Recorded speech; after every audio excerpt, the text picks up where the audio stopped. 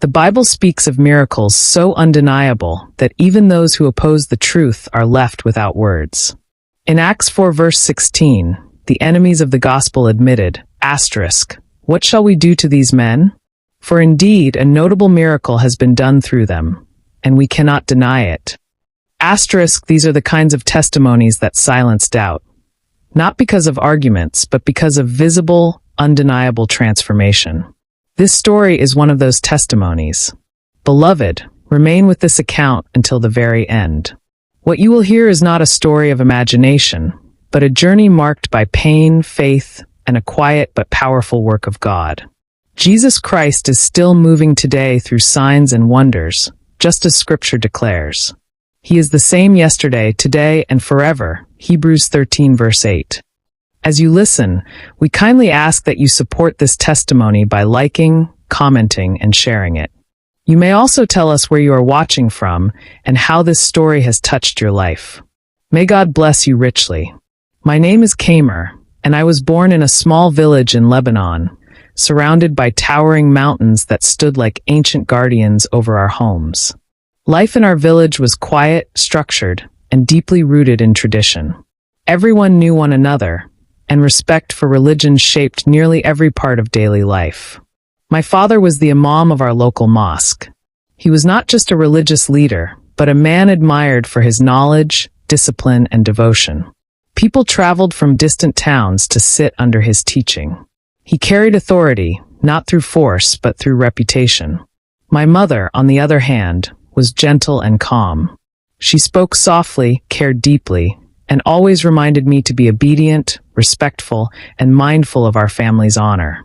From the day I was born, expectations followed me.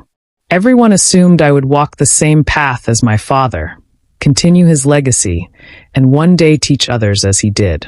No one imagined that my life would unfold in a completely different direction. What no one knew, not even my parents, was that something extraordinary had already begun within me before I could even speak properly. When I was around 3 years old, I started having dreams that felt unlike anything else. They were not vague or fleeting the way dreams usually are. These dreams felt real, more real than the world I woke up to each morning. In every dream, I saw the same man. He was clothed in brilliant light, yet his presence was gentle, not overwhelming. Being near him felt like standing close to the sun without being burned. There was warmth, peace, and safety. I did not know his name at the time, but I knew instinctively that I was not afraid of him. Sometimes I would wake up and try to explain what I had seen, but my speech was not developed enough. My words came out tangled and unclear, and my parents assumed I was simply babbling, like any other child. They smiled, patted my head, and moved on. But the dreams continued. Night after night, the same presence returned. As I grew older, around 5 or 6, the dreams became clearer. The man began speaking to me, not with loud words, but with a calm authority that reached directly into my heart. He told me that he loved me, that he watched over me, and that he wanted me to walk in truth. I still did not understand who he was, but my heart was drawn to him. By this time, my father had begun teaching me the Quran. During the day, I memorized verses, learned recitations, and listened to explanations. I wanted to make my father proud. I respected him deeply. Yet, every night, the dreams returned. The man of light would appear, filling my sleep with peace. Sometimes he told me not to fear. Other times he spoke about a future where I would speak boldly before many people, even though I was only a child. I did not understand these words, but they left my heart full, as though peace had been poured into me. I wanted to tell my parents about these dreams. Many times the words rose inside me, but every time I tried to speak, something stopped me. It was not fear. It was more like a quiet knowing, an inner restraint, telling me that the time was not yet right. So I remained silent. By the time I turned 8, the man revealed his name to me. He told me he was Jesus. The moment I understood who he was, something shifted.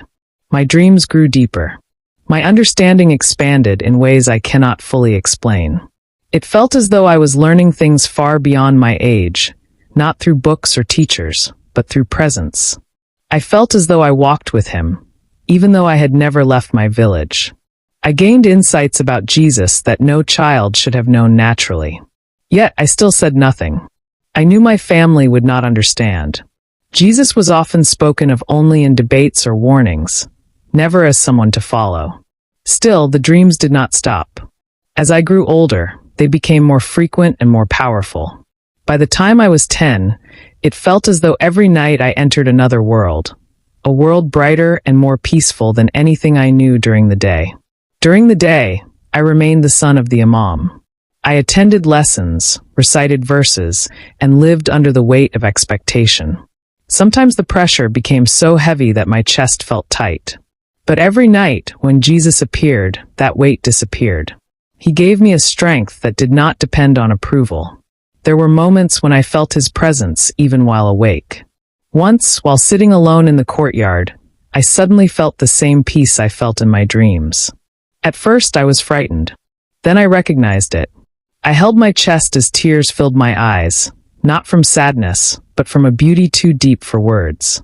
Sometimes I would walk into the hills behind our village and sit quietly.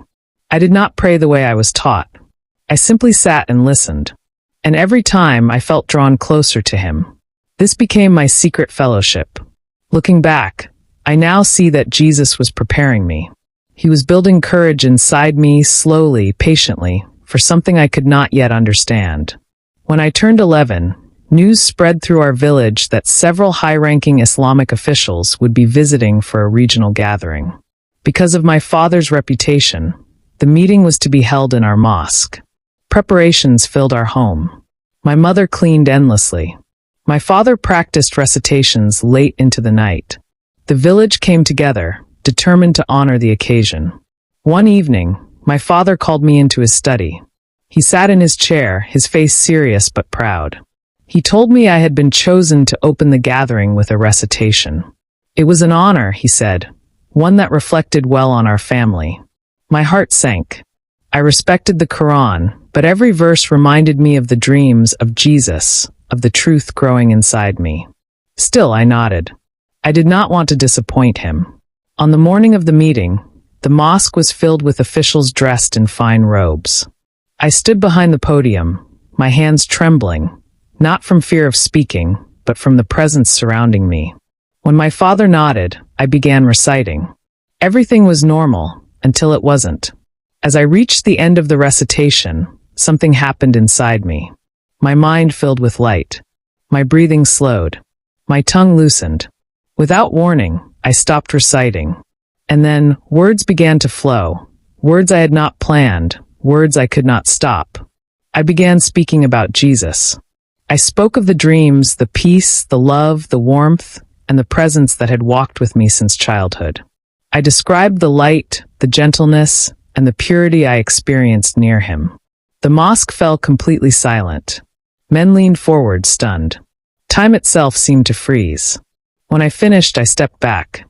My legs felt weak, but my heart was calm. I looked at my father. He was staring at me in shock. That moment marked the beginning of a storm that would change our lives forever. The silence shattered into chaos. Officials shouted. Guards moved forward. My father stood in front of me, trying to protect me. They accused him of teaching me forbidden beliefs.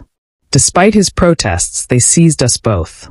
My mother ran toward us, crying my name, but was stopped. We were taken away. In the detention center, we were separated. Hours passed in darkness and fear. Yet inside me, peace remained. Later, they placed us in the same cell. My father looked broken. Finally, he asked me why I said those things. That night, I spoke for the first time. I told him everything, from the first dream to the final moment in the mosque. He listened in silence. Days turned into weeks.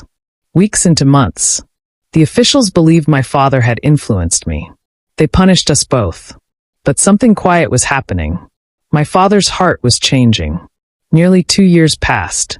One night, my father took my hand and confessed that he could no longer deny the truth. He said the peace he felt was unlike anything he had ever known. That night, in a cold prison cell, my father opened his heart to Jesus. We were still imprisoned, but we were free. Life did not become easier. The pressure increased. The guards became harsher. But our peace deepened. When my mother visited, my father gave her my writings, my dreams, my testimony, my truth. She promised to read them. The officials tried hunger, isolation, threats, but nothing worked. Our faith remained. Other prisoners noticed. Guards noticed. Jesus never left us. Looking back now, I see one truth clearly. God's love never abandons us. Even in prison, even under persecution, even when fear surrounds us, Jesus walks with us. Faith is not about rituals. It is about the heart. Even a child can witness. Even a prison can become holy ground. No wall, no fear, no authority can separate us from the love of God. Trust Him. Follow Him. And let His light guide your steps, especially when the world grows dark.